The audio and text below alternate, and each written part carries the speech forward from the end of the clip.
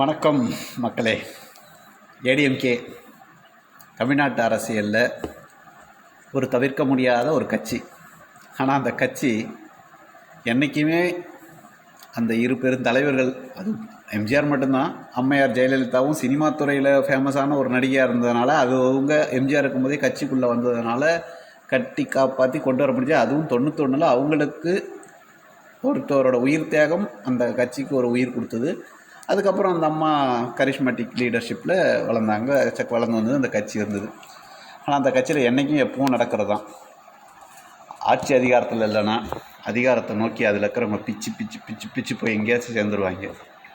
இன்றைக்கி போகும்போது அந்த கட்சி எப்படி இருக்குன்னு என்னோட கணிப்பு அப்படின்னா, இதை நான் முன்னாடியே கணித்தது தான். விஜய் அரசியலுக்கு வந்த உடனே அது இன்னொரு காங்கிரஸ் கட்சியாக, இன்றைக்கி காங்கிரஸ் கட்சி இருக்கிற நிலைமையாக அதுவும் ஒரு கட்சியாக சேரும்னு நினைக்கிறேன்.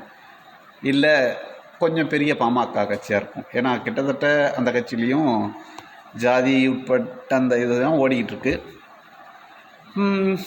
விஜய் ஒரு வேளை அசைக்க முடியாத ஒரு சக்தியாக இன்றைக்கி ஆகிட்டார்.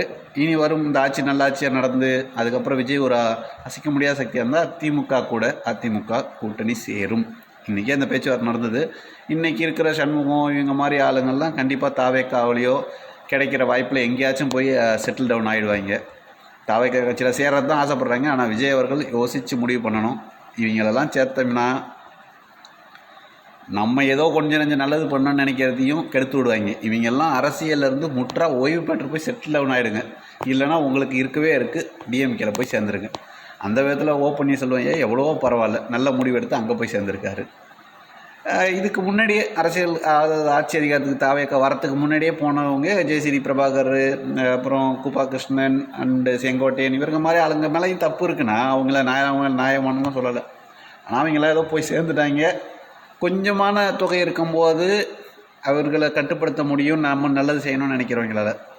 இவங்களோட எண்ணிக்கை அதிகமாகிடுச்சுன்னு வைங்க, இவங்கெல்லாம் பழந்தன்னு கொட்டப்பட்டவங்க அந்த கட்சியில் இன்றைக்கி புதுசாக எம்எல்ஏ இருக்கீங்கன்னு இவங்க இன்ஃப்ளூயன்ஸ் பண்ணி கெடுத்து விட்ருவாங்க. அப்புறம் யார் நினச்சாலும் ஒன்றும் பண்ண முடியாது.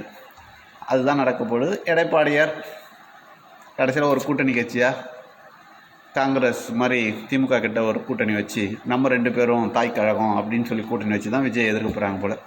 ஆக மொத்தத்தில் விஜய் சொன்ன மாதிரி 2 பேருக்கு தான் போட்டி. ஒன்று டிஎம்கே, இன்னொன்று டிவிகே அப்படின்னு. அதுதான் நடக்க போகுது. அப்படி தான் எனக்கு தெரியுது. ஆருடன் சொல்லுது 2029 எலெக்ஷனில் இந்த கூத்து தான் நடக்க போகுது. எது எப்படியோ நாட்டு மக்களுக்கு நல்லது நடந்தால் சரி. ஆனால் அதுக்கு நடுவுலே ஐயா மோடி என்னென்னமோ பண்ணுறாரு.